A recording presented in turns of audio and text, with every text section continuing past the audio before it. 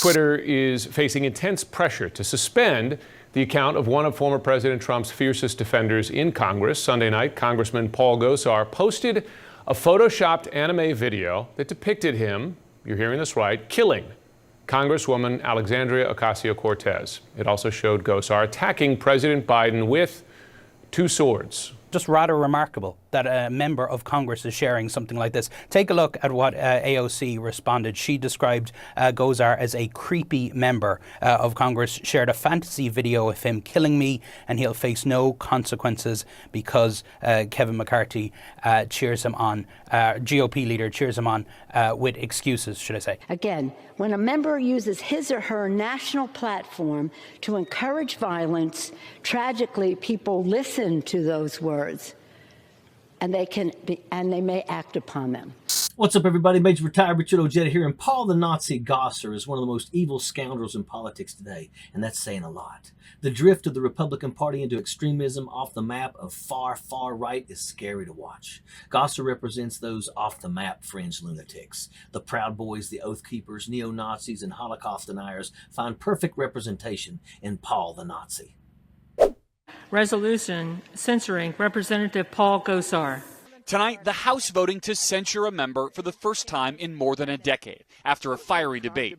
Do you have no shame? Rebuking Congressman Paul Gosar and stripping him of his committee assignments. The House punishing the Arizona Republican for tweeting this video earlier this month, showing an animated version of Gosar killing an animated version of New York Democrat Alexandria Ocasio-Cortez and attacking President Biden, infuriating Democrats. Why do you feel like you have to act today? Oh, because it's an emergency. As of violence against women, workplace harassment, this is outrageous on the part of the Republican leadership not to act upon this. Gosar defending himself on the House floor. I do not espouse violence towards anyone. I never have.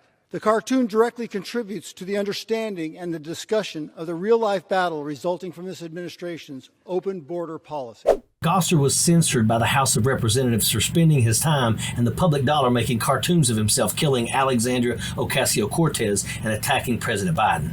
This man is psychotic in a criminal manner. And of course, he's a huge proponent of the big lie and voted to overturn democracy and reject the vote of the 2020 election. We're going to show you a screenshot here. We're not going to show you the video. This is Paul Gosar, Republican congressman of Arizona, who thinks it's funny. You see it right there. You see the face of Alexandria Ocasio-Cortez, and you see the face of Paul Gosar.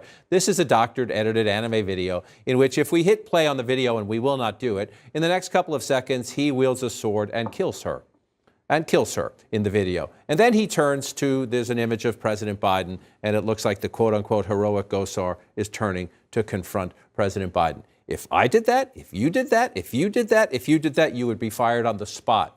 Kevin McCarthy, the Republican leader of the House, has done what? Crickets. Gosar compared his quest against democracy to that of an insane soldier of the Japanese Imperial Army who refused to believe that Japan and the Axis of Evil lost World War II, living on a remote island for 30 years, pouting and refusing to accept reality.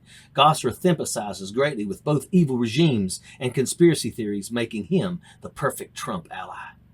Paul the Nazi was the first to push the ludicrous theory that all those knuckle-dragging apes crawling over our Capitol building were really Antifa agents in Trump supporter disguises. Wow, that's just brilliant. Maybe young Paul and his neo-Nazi buddies watch Scooby-Doo on Saturday mornings, and his next cartoon will be pulling the mask off of Trump supporters at the end of the show. But there's no real big reveal because only Trump supporters are dumb enough to fall for the big lie, and only Trump supporters are evil enough to murder America. And like all Nazis, Gosar dreams of murdering America. It's his life's quest. He was one of the first to buddy up to white nationalist Nick Fuentes and partake in his rallies where they praise Russia, Hitler, and genocide to achieve racial purity. It simply doesn't get any more demented than this.